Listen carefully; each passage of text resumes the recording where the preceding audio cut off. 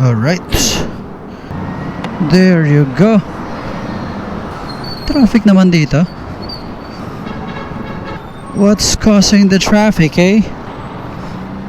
Ay. Grabe. Alright, anyway. What's up, guys? What's up, mga kaaro? Putik, grabe yung traffic, ah. What's going on here?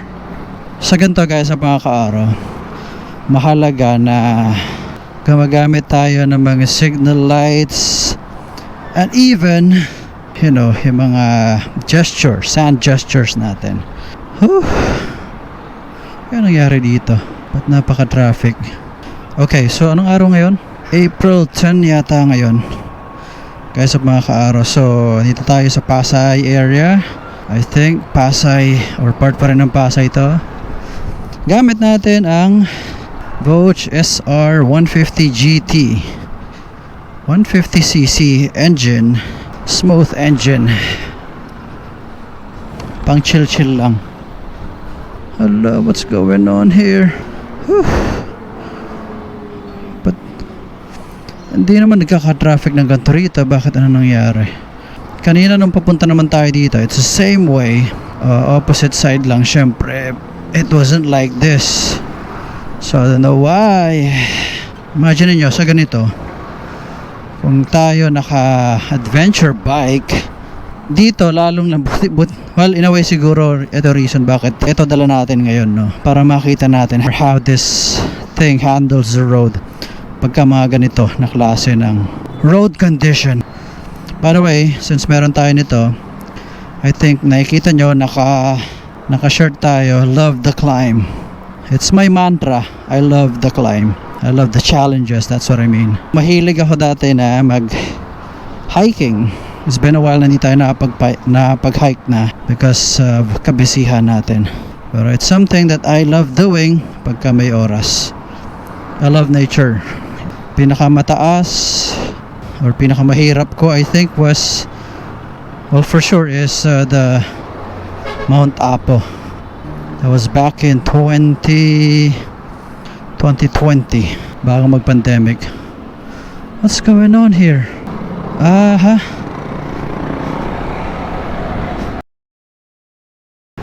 So eto, nagkakos na ang traffic na to. Sabi ko na ngayon lang nangyari kasi yun nga, may ginagawa lang dito. Kung nag-gardening na naman sila rito. Nag-gardening na naman sila, guys, sa mga kaara. I mean, nagbungkal na naman kasi sila, eh. Gardening tawag ko dyan. Anyway, so going back to this bike, alam nyo, I'll be honest. Honest naman tayo, syempre. But what I mean is, etong motor na to, if you're a user of a big bike or bigger bikes, more powerful bike, na syempre mas powerful, sabi ko nga, mabibitin ka na talaga dito. It's alam mo, 150cc lang, eh. Maaring hindi para sa iyo itong motor na to if that's the case. I mean, pero kung ikaw naman may isang tao na naghahanap lang ng mga tipong pamalengke or pampasyal-pasyal minsan sa Marilaki, I guess eto pwede sa'yo. Chill lang, oh. Kita niya yan, Ross Boulevard pala tayo. And as you can see, ayos lang ang takbuhan natin. Swabe lang. Kanina pinangangkas ko rin. Pinangangkas ko sa anak ko and chill lang, eh. So yung mga tipong short ride lang, walang problema dito. Kanina rin, hindi nga lang ako naka-record kasi may mga ilan tayo nakasalubong na natutuwa, you know? Lalo yung mga nakaangkas or grab ba? Angkas. Grab pala. Okay, kanina pag-park ko sa may 7-Eleven sa may Villamor Air Base, nagtatanong sila, boss, anong motor yan? Yan ang sinasabi ko kay Voach. Kasi si Voach, so far may magandang bike sila. Like this one. This is just one of those bikes na magaganda nila. Pero the marketing part, it's hindi pa sila ganun kaganado sa marketing, na nakakapagpasaya sa akin. Yung minsan pag nakikita tayo na, Kaaro, ay salamat sa paggawa mo ng vlog na ng ganito. 300RR, 500, lahat ng motor na vlog natin basically ng Vogue. Malaking tulong sa brand yon, kay Vogue yun, dahil na-market at nalalaman ng tao itong motor nila. But at the same time, it's a good thing for na manonood din natin kasi nagkakaroon kayo ng option. May mga pagpipiliin kayo. Pwedeng, the market for this is, di naman natin masasabing yung mga nagtitipid lang. May gusto naman ng brand na to dahil sa trust nila, sa paniniwala nila sa brand mismo. Okay, so ayun, yun nakakatuwang part guys sa mga ka-aro. Even though konti pa lang talaga kung ikukumpara mo sa mga head-to-head competitor niya, at least with the type of bike na meron si Vogue. Alam naman natin ang mga pwedeng ka head-to-head niya siguro primarily is Bristol, sama mo na ang CF Moto. Naiiwan ang Vogue. Yun ang medyo nakakalungkot on the part of people just like myself na vlogger at owner ng isang motor ng Vogue. Pero that's just the way it is. Magbabago naman yan, depende. But anyway, I'm just glad kaya sinishare ko. But going back to this bike, guys, sa mga ka-aro, apakaganda, apakagaan. Yan ay isang masasabi ko. Well, part niyan siguro marahil is that I am an experienced biker na rin. Kaya parang, parang magaan lang. As in, napakagaan lang ng motor na to para sa akin. Okay, pero basta napakagaan niya kasi. Ang kulit no. So, dun sa mga nagko-comment, ayun, after ko i-post yung vlog natin kahapon, may nag-comment na naman, sana naman daw magkaroon sa Davao or sa Samar.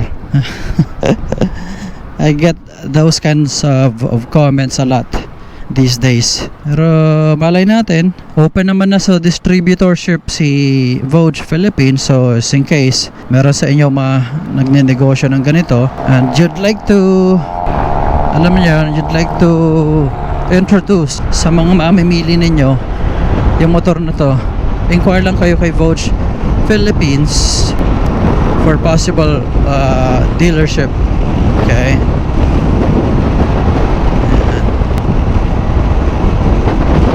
matakbuhang 80-80 lang na ganyan.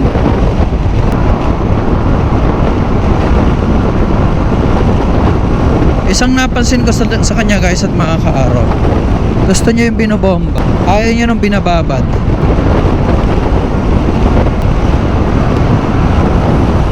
Yan o.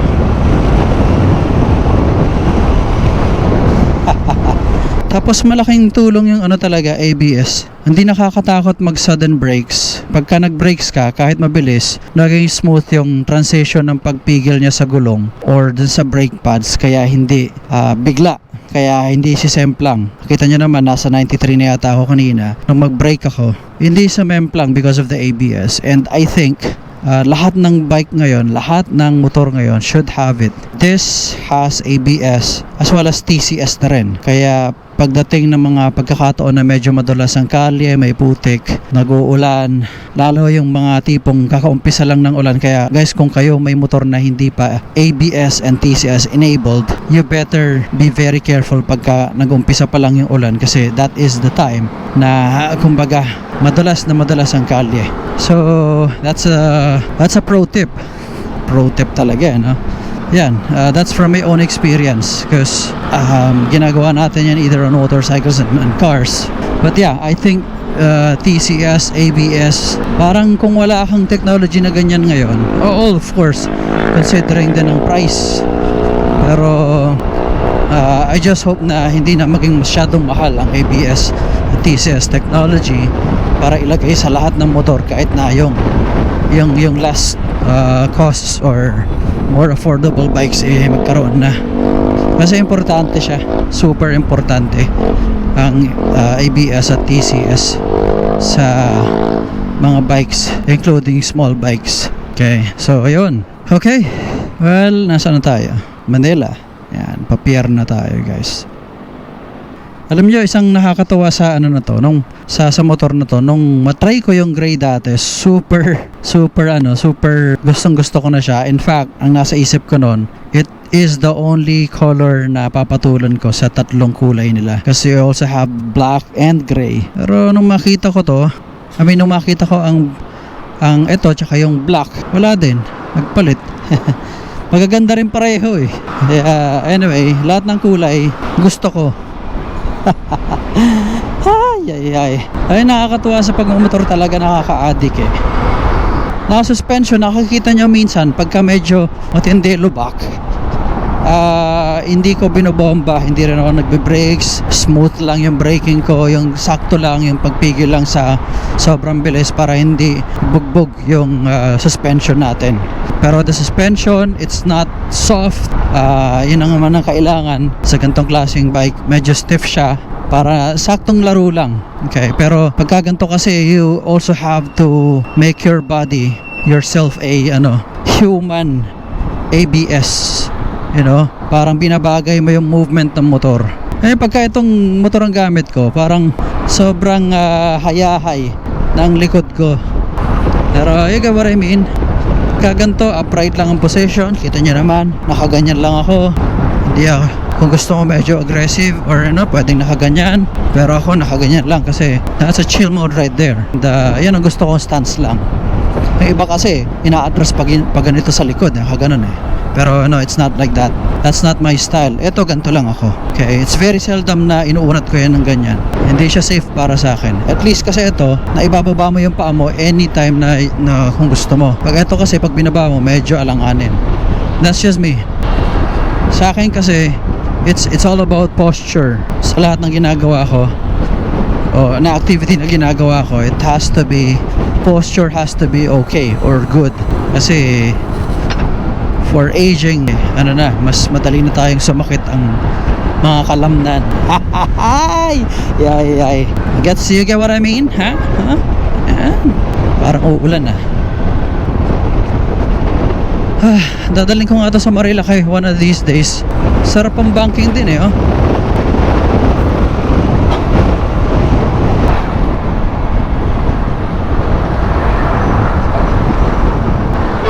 Guys, kung sakali mang minsan nakikita nyo ako nagmamabilis, understand that it is, for me, it's at that point, it's the required speed that I have to do.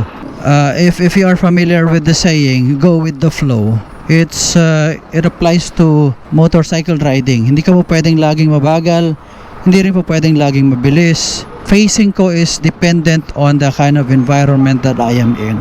Ganon siya.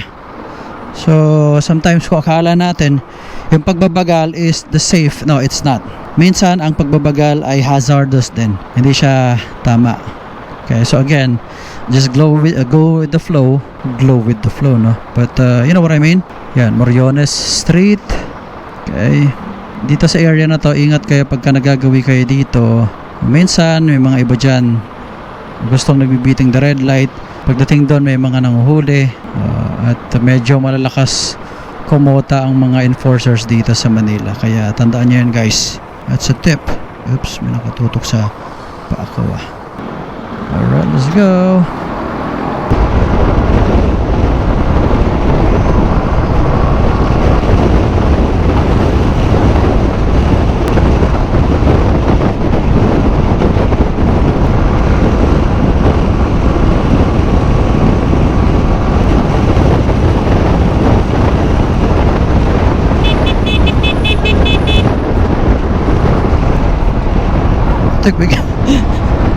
Yun din ang mga iwasan nyo rito, guys, sa mga kaaraw. Minsan may mga biglang tatawid dito, so be mindful sa mga ganon.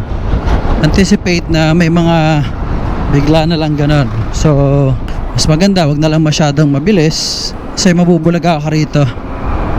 You'll end up na magpa x-ray, at hindi maganda yon.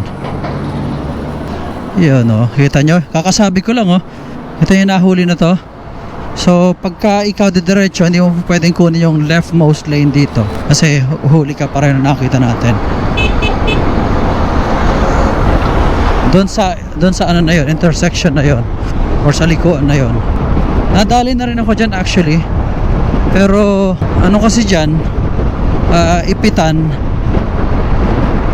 And nung nandun ako sa lane, hindi naman ako makaswitch dito sa gitna. Kaya anong nangyari,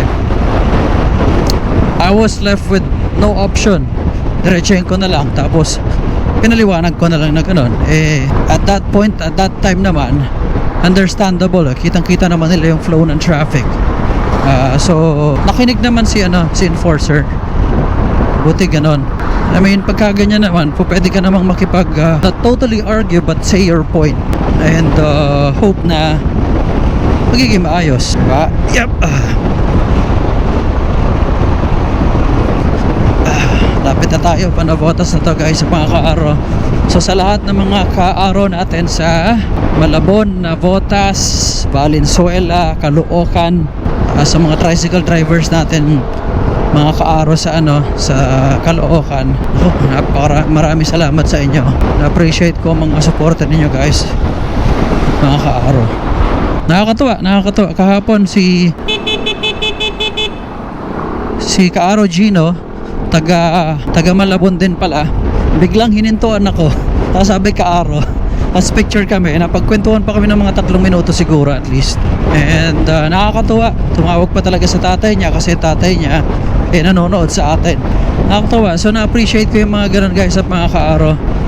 Kaya if magkita tayo somewhere, please say hi. Isang karangalan lagi at nakakatawang pagkakataon yung mga ganun na makakausap kayo kahit sandaling pagkakataon man lang. Masabi nyo na napapanood nyo ako at masabi nyo or kadalasan sinasabi nyo rin na natutuwa kayo, nakakatulong yung mga videos natin with reviews and even sa ceramic coating and pangangalaga ng mga motor natin. Malaking bagay yan sa akin. So, salamat, diba?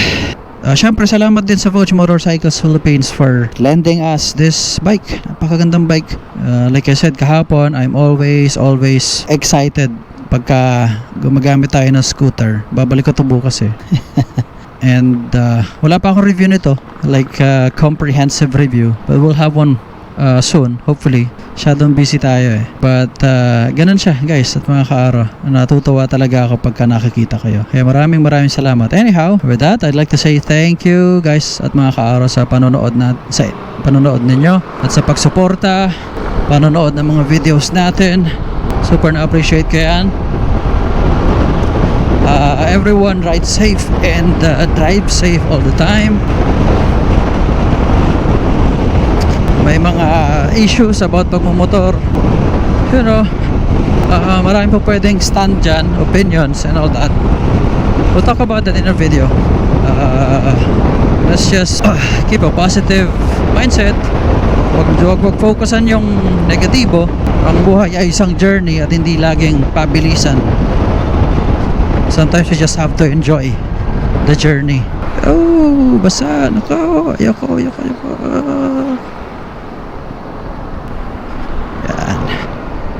Kasi masaya lang eh pagka ganito. Ganda ng music ko sa only you.